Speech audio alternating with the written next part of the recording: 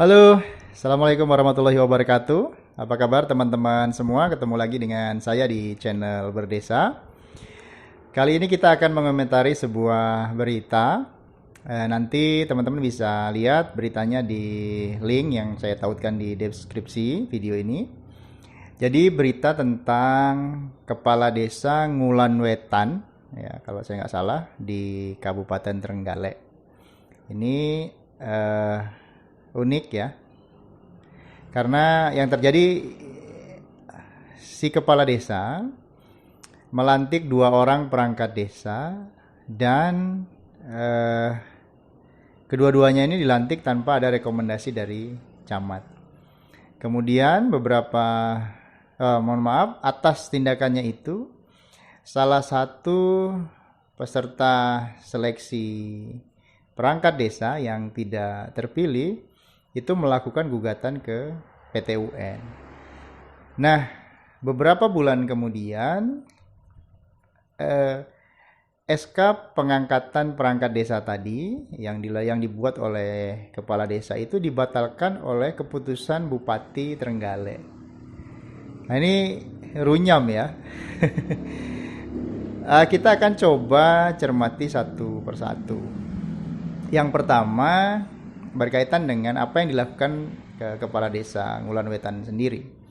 Dia melantik, ya, mengangkat perangkat desa itu tanpa rekomendasi camat. Secara aturan, secara hukum ini sudah jelas tidak sah. Ya. Perbuatannya itu tidak sah. Kenapa? Karena melanggar peraturan menteri yang mengatur tentang pengangkatan dan pemberhentian perangkat desa. Jadi perlu kita ketahui ya, negara ini merupakan negara hukum, sehingga segala sesuatu yang dilakukan itu harus selalu dalam koridor hukum. Jika kita berbuat sesuatu di luar itu, maka bisa disebut di luar kewenangan, atau melampaui kewenangan, atau bisa juga kesewenang-wenangan. Kan gitu. Jadi negara kita ini menganut negara hukum. Begitu juga dalam menjalankan pemerintahannya. Kalau saya nggak salah ya, Lord Acton itu pernah mengatakan bahwa power tend to corrupt, ya. Absolute power corrupt absolutely. Jadi tidak ada kekuasaan yang tak terbatas. Semua dibatasi. Kecuali negara yang menganut sistem kerajaan, ya, monarki absolut, karena hukum itu ya apa yang keluar dari mulut penguasa, sementara kita tidak menganut yang seperti itu. Nah, kenapa kekuasaan ini dibatasi? Ya harus ya, tadi itu yang saya bilang, bisa melampaui kewenangan, bisa di luar kewenangan, bisa melakukan kesewenang-wenangan. Nah, apa yang dilakukan saudara kepala desa Ngulan Wetan ini dalam kasus ini ya itu sudah melampaui kewenangan ya, atau sudah di luar koridor aturan. Yang muncul adalah nepotisme atau kolusi, karena dia mengangkat orang yang dalam tanda kutip kenapa dia paksakan diangkat sementara tidak atas rekomendasi camat. Ini dari sisi kepala desa. Jadi kepala desa itu bukan raja ya yang memiliki kekuasaan tak terbatas, tidak. Semua diatur, ada aturan yang mengatur itu. Nah, kemudian dari sisi camat, ya, kok ini bisa sampai terjadi? Ya, padahal sudah jelas di Undang-Undang 23 tentang pemerintah daerah pasal 225 itu di sana diatur kewenangan camat itu termasuk mengawasi, kemudian membina, itu ada semua. Begitu juga di peraturan pemerintahnya gitu. Nah, apalagi juga sekarang ada Permendagri nomor 17 tahun 2018 kalau saya tidak salah tentang kecamatan. Di sana dipertegas bahwa camat itu mengawasi kegiatan pemerintahan ya di bawahnya. Makanya agak aneh rasanya ini di luar kontrol. Makanya camat kan harusnya dengan kewenangan itu memiliki atau menjalankan fungsi-fungsi pengawasan ya, melalui monitoring, evaluasi. Tapi ini justru tidak, saya menganggapnya tidak digugurkan mungkin ya, karena ini sampai kejadian. Tapi saya nggak tahu ceritanya di sana seperti apa. Tapi harusnya kalau kewenangan itu berjalan, hal-hal seperti ini tidak bisa terjadi. Nah, kemudian yang ketiga, dari sisi SK Bupati terkait dengan pembatalan tadi itu. Ini juga saya pikir cacat juga.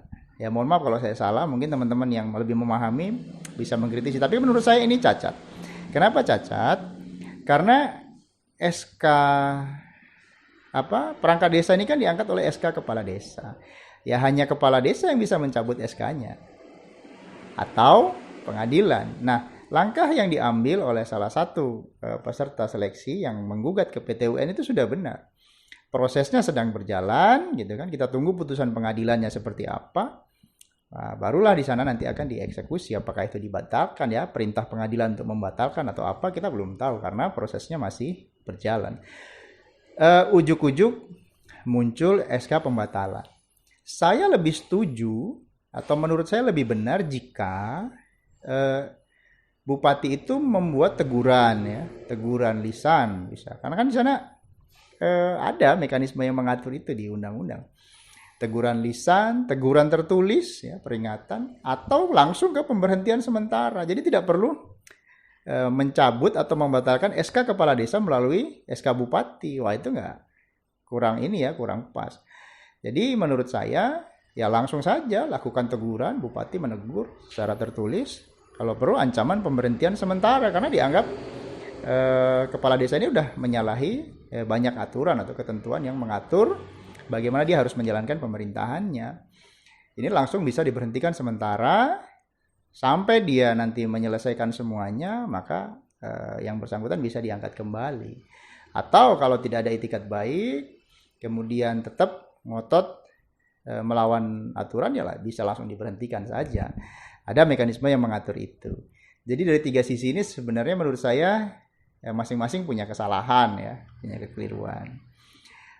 Dalam video ini saya tidak dalam posisi menjustifikasi, saya coba hanya menganalisa saja karena saya juga tidak tahu kejadiannya sebenarnya, tapi yang di media yang saya ikuti itu kejadiannya seperti itu. Mungkin itu teman-teman video kita kali ini. Mohon maaf kalau saya ada yang salah, mudah-mudahan ini bisa menjadi pembelajaran bagi kita semua, khususnya teman-teman kepala desa, agar mengingatkan diri kita masing-masing bahwa tidak ada kekuasaan yang absolut. Kita menjalankan pemerintahan di negara hukum, ya tentu saja kita harus patuh dan tunduk terhadap segala peraturan yang berlaku. Demikian kurang lebihnya saya mohon maaf dan dadah.